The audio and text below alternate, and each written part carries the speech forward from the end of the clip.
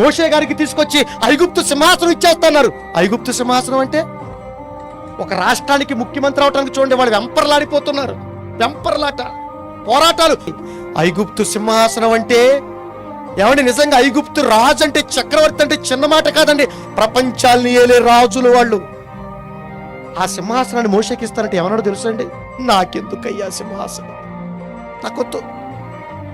ఈ భూమి మీద ఎంతకాలం బ్రతుకుతానో నాకు తెలియదు.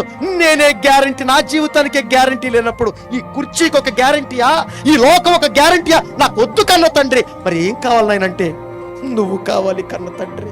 ఆ శ్రేష్టమైన ఆ లోకం కావాలి కన్న తండ్రి అని ఒకనాడు మోషే అడిగాడే. ఒకనాడు అబ్రహాం గారు ఏమంటే పునాదులు గల ఆ పట్టణం కావాలని అడిగాడే. భక్తులందరూ కూడా ఈ లోకం మీదకి మేము ఏమండి అతిథులుగా వచ్చాం,